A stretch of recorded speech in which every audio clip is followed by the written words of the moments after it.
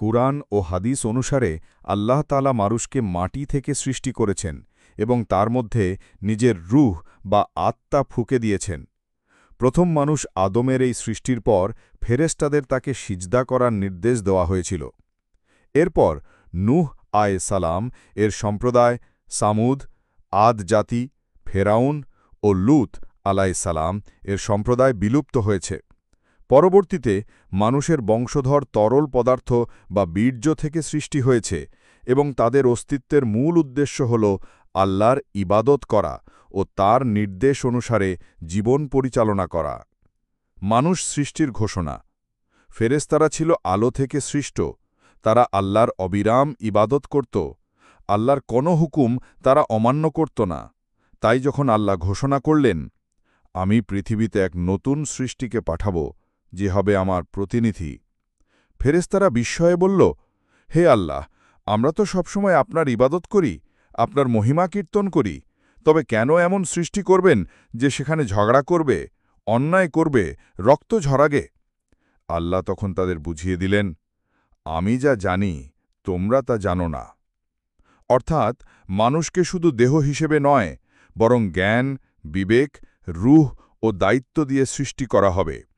মানুষ পৃথিবীতে শুধু ঝগড়া করবে না, বরং আল্লাহর খলিফা হয়ে ন্যায় বিচার প্রতিষ্ঠা করবে, জ্ঞান অর্জন করবে, সভ্যতা গড়বে এবং আল্লাহর নাম স্মরণ করবে। আল্লাহ তাআলা যখন প্রথম মানুষকে সৃষ্টি করতে চাইলেন, তখন তিনি বেছে নিলেন পৃথিবীর মাটি। সেই মাটি ছিল ভিজে, নরম এবং বহু রঙের মিশ্রণ, যা সময়ের সাথে শুকিয়ে শক্ত কাদায় রূপ নিল। এই কাদার ভেতর ছিল নানা ঘ্রাণ, নানা রঙের বৈচিত্র্য। সেই কাদা থেকে আল্লাহ তৈরি করলেন এক বিশেষ অবয়ব, যার ভেতর এখনও প্রাণ নেই। শুকনো কাদার মতো সেই দেহ ফাঁপা ছিল, বাতাস ঢুকলে শব্দ হতো। ফেরেশতারা বিস্ময়ে তাকিয়ে থাকল, আর ইবলিস অহংকারে ভরে গেল। তারপর আল্লাহ তার সৃষ্টি আদম আলাইসালামের দেহে নিজের পক্ষ থেকে রূহ বা আত্মা ফুঁকে দিলেন। তখনই প্রাণ এল, মানুষ হয়ে উঠল সচল, জ্ঞানী এবং মর্যাদাবান।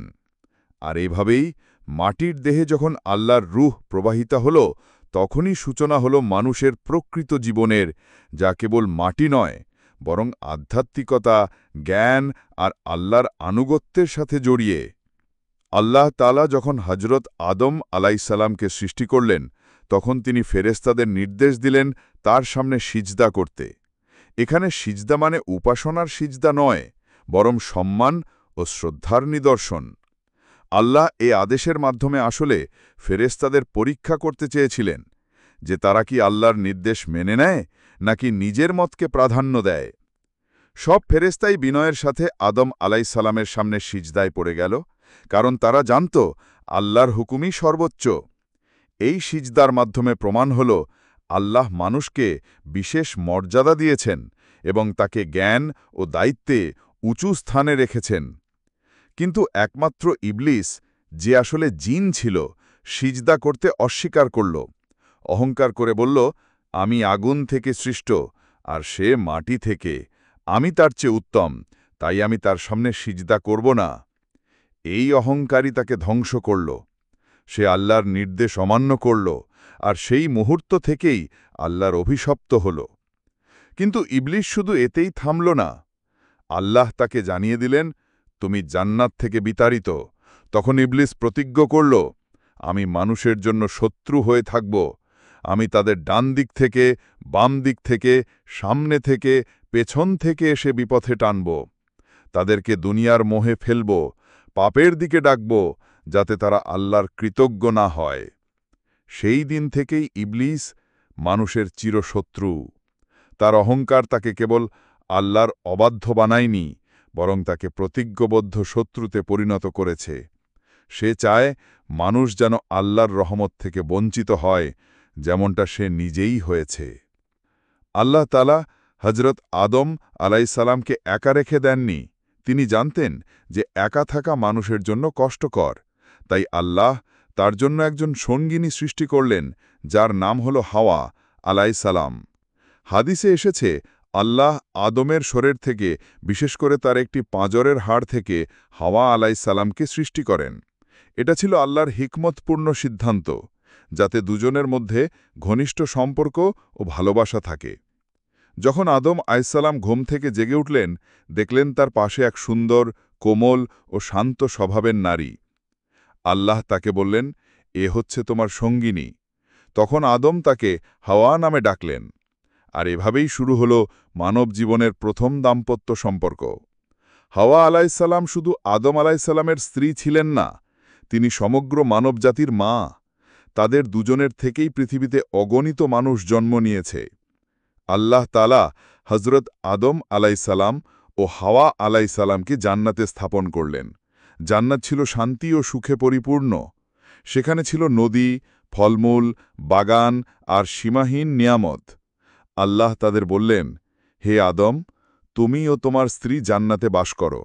এখানকার যে কোনো ফল খাও স্বাচ্ছন্দ্যে, তবে এই নির্দিষ্ট গাছটির কাছে যেও না, নইলে তোমরা হবে জালিমদের অন্তর্ভুক্ত। সূরা বাকারার 2:35, সূরা আরাফের 7-19। আদম আলাইহিসসালাম ও হাওয়া আলাইহিসসালাম সুখে শান্তিতে বসবাস করতে লাগলেন, কিন্তু তাদের চিরশত্রু ইবলিস ঈর্ষা আর অহংকারে কাতর হয়ে রইল। সে প্রতিজ্ঞা করেছিল মানুষকে পথভ্রষ্ট করার, তাই সে ফাঁদ পেতে এগিয়ে এল। ইবলিস তাদের কানে কানে বলল, এই গাছটি আল্লাহ তোমাদের নিষেধ করেছেন এই জন্য যে তোমরা যদি এটা খাও তাহলে তোমরা ফেরেশতা হয়ে যাবে, কিংবা এমন জীবন পাবে যা কখনো শেষ হবে না। সূরা আরাফ 7-20, সূরা তহা 20-120। আদম আলাইহিসসালাম ও হাওয়া আলাইহিসসালাম শুরুতে দ্বিধায় ছিলেন, কিন্তু ইবলিস শপথ করে বলল, আমি তো তোমাদের জন্য সত্যিকারের উপদেশদাতা। তারা অবশেষে তাঁর ধোঁকায় পড়ে গেল আর সেই গাছের ফল খেয়ে ফেলল। ফল খাওয়ার সাথে সাথেই তাদের দেহ থেকে জান্নাতি পোশাক সরে গেল। তারা লজ্জায় আড়াল খুঁজতে লাগলেন। তখন আল্লাহ তাদের ডেকে বললেন, আমি কি তোমাদের সেই গাছ থেকে নিষেধ করিনি আর বলিনি তোমাদের প্রকাশ্য শত্রু হল শয়তান? সূরা আরাফ 7-22। এভাবে শয়তানের প্রতারণায় তারা ভুল করলেন, তবে তারা সঙ্গে সঙ্গে আল্লাহর কাছে ক্ষমা প্রার্থনা করলেন। হে আমাদের প্রভু, আমরা নিজেদের ওপর জুলুম করেছি। তুমি যদি আমাদের ক্ষমা না করো এবং রহমত না করো, তাহলে আমরা অবশ্যই ক্ষতিগ্রস্তদের অন্তর্ভুক্ত হব। সূরা আরাফ 7-23। আল্লাহ তাদের তওবা কবুল করলেন, তবে দুনিয়ায় নামার সিদ্ধান্ত দিলেন। যখন আদম আলাইহিসসালাম ও হাওয়া আলাইহিসসালাম জান্নাতে শয়তানের প্রতারণায় ভুল করে ফেললেন, তখন আল্লাহ তাআলা তাদের ডাক দিলেন। তিনি বললেন, তোমরা সবাই এখান থেকে নেমে যাও। তোমরা একে অপরের শত্রু হবে, আর পৃথিবীতে তোমাদের জন্য নির্দিষ্ট সময় পর্যন্ত বসবাস ও জীবিকার ব্যবস্থা থাকবে। সূরা আরাফ 7-24, সূরা বাকারার 2-36। আল্লাহ তাদের জানিয়ে দিলেন, এখন থেকে পৃথিবীই হবে তাদের আবাসস্থল। সেখানেই তারা জীবনযাপন করবে, খাবে, পান করবে, সন্তান সন্ততি জন্ম দেবে, আবার একদিন মরে যাবে এবং পুনরায় কিয়ামতের দিন পুনর্জীবিত হবে।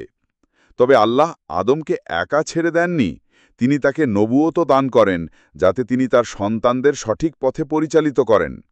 আল্লাহ তাআলা আরও প্রতিশ্রুতি দিলেন, যখনই তোমাদের কাছে আমার পক্ষ থেকে হিদায়াত আসবে, যে আমার হিদায়াত অনুসরণ করবে তার কোনো ভয় নেই, আর তারা দুঃখিতও হবে না। সূরা বাকারা 2-38। অর্থাৎ পৃথিবীতে জীবন হবে পরীক্ষার মাঠ। সেখানে শয়তান সর্বদা প্রলোভন দেখাবে, মানুষকে ভুল পথে নেওয়ার চেষ্টা করবে, কিন্তু যারা আল্লাহর নির্দেশ মেনে চলবে তারা সফল হবে, আর যারা অবাধ্য হবে তারা ক্ষতিগ্রস্ত হবে। এইভাবেই মানব ইতিহাসের সূচনা হল পৃথিবীতে। আদম আলাইহিসসালাম ও হাওয়া আলাইহিসসালাম এখানে এসে মানবজাতির প্রথম বাবা মা হিসেবে তাদের দায়িত্ব শুরু করলেন। আদম আলাইহিসসালামের সৃষ্টির ঘটনাটি থেকে আমরা কি শিক্ষা নিতে পারি? আদম সৃষ্টির কাহিনী আমাদের গভীর শিক্ষা দেয়। প্রথমত, মানুষ মাটি থেকে সৃষ্ট, তাই তার ভেতরে অহংকারের কোনো স্থান নেই। মাটির মতোই বিনয়ী হওয়াই মানুষের প্রকৃত সৌন্দর্য। দ্বিতীয়ত, শয়তান মানুষের চিরশত্রু। সে সবসময় প্রলোভন দেখায় যেন মানুষ আল্লাহর পথ থেকে সরে যায়। তৃতীয়ত, আল্লাহর বিধান অমান্য করলে অবশ্যই শাস্তি আছে, যেমন আদম আলাইহিসসালাম জান্নাত থেকে অবতীর্ণ হলেন, তবে একই সাথে আল্লাহর রহমত অসীম, তাওবা করলে তিনি ক্ষমা করে দেন। আর চতুর্থত, মানুষের আসল গন্তব্য জান্নাত, যেখানে চিরস্থায়ী শান্তি আছে। কিন্তু এই পৃথিবী কেবল পরীক্ষা ক্ষেত্র। এখানে যে সফল হবে সেই জান্নাতে ফিরে যেতে পারবে।